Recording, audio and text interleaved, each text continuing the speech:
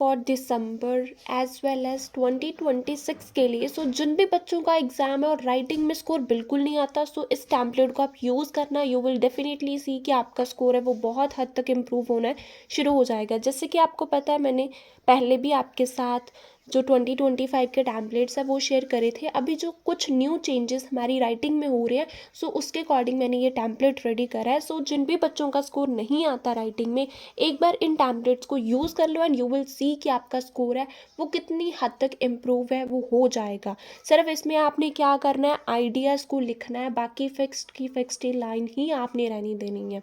Okay, सो ज़्यादा time को waste ना करते हुए आज हम बात करते हैं हमारी फर्स्ट टैम्पलेट की, जो है to what extent do you agree और डिसअग्री टाइप।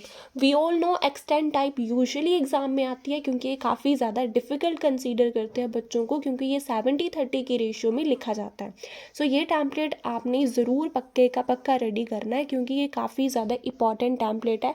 ये टाइप बहुत बार एग्ज़ाम में आती ही आती है। ठीक है, ये एज ए चीट कोड आपकी तरह काम करेगा। आप इसको फाइनल एग्ज़ाम में यूज़ करना एंड यू विल सी आपका स्कोर किस हद तक इम्प्रूव है वो हो जाएगा। सो पहले हम बात करते हैं अग्री साइड की, कि अगर मैंने अग्री साइड लिखना है तो मैं कैसे लिखूँगी। ठीक है, तो सबसे पहले आपने क्या करना है, it is considered by some indigenous that, इतनी लाइन लिखनी है। उसके बाद जो आपके पास क्वेश्चन होता है उसको आपने पैराफ्रेज करना है। जिसका मीनिंग आता होगा वो कर देना, जिसका मीनिंग नहीं आता होगा वो सेम का सेम रहने देना। Then I largely agree with this, यहाँ पे आपका क्वेश्चन जाएगा कि मैं इससे अग्री कर रही हूँ। बिकॉज ऑफ के बाद जो आइडिया आप BP2 में लिखोगे और BP3 में लिखोगे वो आपने यहाँ पे लिखना है कि मैं इस क्वेश्चन से अग्री हूँ, क्योंकि यहाँ पे आपके दो आइडियाज़ है वो लिखे जाएंगे। ठीक है, तो इसके साथ हमारी जो इंट्रोडक्शन है वो कंप्लीट हो गई है। ठीक है, it is considered by some indigenous that के बाद रीफ्रेज, देन ये थीसिस लाइन, यहाँ पे आपके आइडियाज़। देन BP1 को हमने शुरू करना है टू कमेंस विद डिसएग्रीमेंट।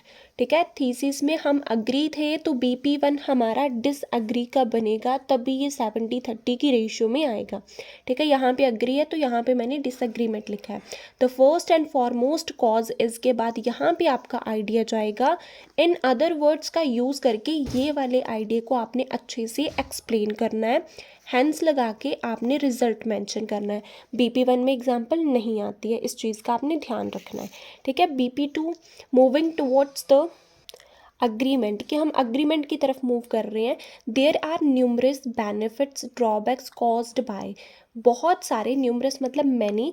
अगर क्वेश्चन में बेनिफिट्स बोला होगा तो आप बेनिफिट्स वर्ड यूज़ करोगे, अगर उन्होंने नुकसान बोला होगा तो आप नुकसान वर्ड यूज़ करोगे। कॉज्ड बाय के बाद जो आपका क्वेश्चन होगा वो यहाँ पे जाएगा। ठीक है, द प्रोमिनेंट वन इज, यहाँ पे आपका आइडिया जाएगा। टू एक्सप्लेन लिख के आपने ये वाले आइडिया को अच्छे से एक्सप्लेन करना है। For example, a recent report published in the newspaper highlighted that, इतनी लाइन लिखनी है पहले, फिर उसके बाद आपने एग्जाम्पल बनानी है। जो आपका आइडिया होगा उसको आप एक्सप्लेन करेंगे, उसी आइडिया के ऊपर आपने एग्जाम्पल बनानी है।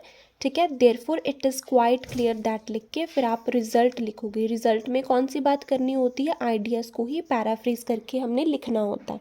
ठीक है, तो इसके साथ हमारा जो BP2 है वो भी कंप्लीट हो गया है। अब BP3 देखो, further more another predominant benefit limitation is, another important, predominant मतलब इम्पॉर्टेंट, अगर बेनिफिट है तो बेनिफिट, अगर नुकसान है तो लिमिटेशन इज, यहाँ पे आपका आइडिया। दिस इज़ बिकॉज के बाद अपने आइडिया को अच्छे से आपने एक्सप्लेन करना है। एक्सप्लेनेशन के ऊपर ध्यान रखना, जो आइडिया होगा उसको एक्सप्लेन करना है, फालतू इन्फॉर्मेशन बीच में बिल्कुल भी ऐड ऑन नहीं करनी है। क्योंकि काफ़ी बच्चे क्या करते हैं, जब उनकी वर्ड लिमिट कंप्लीट नहीं होती है तो एक्सप्लेनेशन में फालतू की बात करना शुरू कर देते हैं। जो आइडिया है सिर्फ उसको एक्सप्लेन करना है। For instance, a survey conducted by an Indian law maker found that तक पहले आपने लिखना है, फिर उसके बाद आपने एग्जाम्पल बनानी है। एग्जाम्पल फेक होती है बट आपके आइडिया से कनेक्ट होनी चाहिए, वो सबसे ज़्यादा इंपॉर्टेंट है। इसके मैंने सैम्पलर्स ऑलरेडी अपलोड करे हुए हैं, आप उनको चेकआउट कर सकते हो, आपको और अच्छे से क्लैरिटी हो जाएगी कि हमने इसको कैसे यूज़ करना है। Therefore it is quite evident that लिख के यहाँ पे आपका क्या जाएगा, बेसिकली रिजल्ट चला जाएगा। देन इन कंक्लूजन, ऑल्दो लिख के जो आइडिया हमने BP1 में लिखा है वो यहाँ पे जाएगा। आई बिलीव दैट लिख के जो आइडिया BP2 में लिखा है और BP3 में लिखा है वो हमने यहाँ पे लिखना है। अगर तो पैराफ्रेज करना आता है, ठीक है, उसके सिनोनिम्स आते हैं तो आप वो लिख देना, अगर नहीं आते तो सेम का सेम लिख देना। तो ये वाला जो है ये अग्री साइड के लिए यूज़ होगा, ये आपने ध्यान रखना है, ठीक है। अब हम बात करते हैं डिसअग्री की। तो सबसे पहले हम सेम एज इट इज़ वैसे ही इंट्रोडक्शन बनाएंगे। It is considered by some individuals that लिख के जो क्वेश्चन होगा उसको हम पैराफ्रेज करेंगे, जिसका सिनोनियम आता होगा वेल एंड गुड, जिसका नहीं आता वो सेम का सेम लिख देंगे। आई लार्जली डिसअग्री विद दिस के बाद जो क्वेश्चन है वो जाएगा। बिकॉज ऑफ के बाद जो BP2 में आइडिया लिखेंगे, BP3 में आइडिया लिखेंगे, वो यहाँ पे लिखने हैं। आइडियाज़ थीसिस में मेंशन करोगे तो स्कोर आएगा। बहुत ज़्यादा स्टूडेंट क्या करते हैं, I largely disagree with this statement, तो स्कोर नहीं आएगा। क्यों नहीं आएगा? क्योंकि आपने क्वेश्चन की बात तो करी नहीं कि कौन सी स्टेटमेंट है, और अगर आप इसमें रीज़न बता दोगे तो डेफिनेटली आपका स्कोर आएगा, क्योंकि ये न्यू टेम्पलेट अकॉर्डिंग ये इम्पॉर्टेंट है, ठीक है। अब थीसिस में हम क्या थे, डिसअग्री थे, तो BP1 हमारा अग्रीमेंट का होगा। To commence with the agreement, कि हम अग्रीमेंट से शुरू कर रहे हैं। तो first and foremost cause is के बाद यहाँ पे आपका आइडिया जाएगा। इन अदर वर्ड्स का यूज़ करके अपने इस आइडिया को आपने अच्छे से एक्सप्लेन करना। हैंस के बाद आपने रिजल्ट मेंशन करना है। BP2 को शुरू करते हैं। मूविंग टुवर्ड्स द डिसएग्रीमेंट, कि अब हम लोग डिसएग्रीमेंट की तरफ मूव कर रहे हैं। There are numerous benefits drawback caused by, यहाँ पे आपका क्वेश्चन जाएगा। अगर क्वेश्चन में बेनिफिट्स बोला होगा तो आप बेनिफिट वर्ड यूज़ करोगे, अगर ड्रॉबैक बोला होगा तो ड्रॉबैक वर्ड यूज़ करोगे।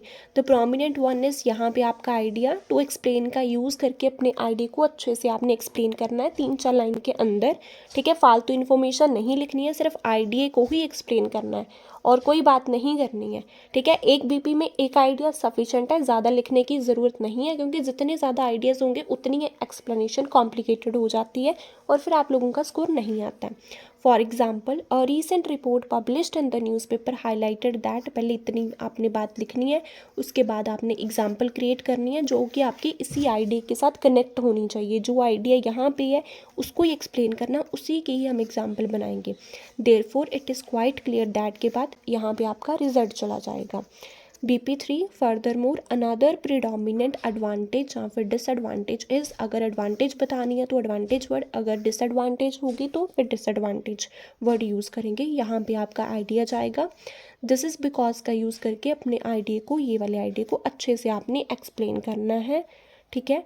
For instance, a survey conducted by an Indian law maker found that लिख के इसी आइडिया के ऊपर आपने अपनी एग्जाम्पल क्रिएट करनी है।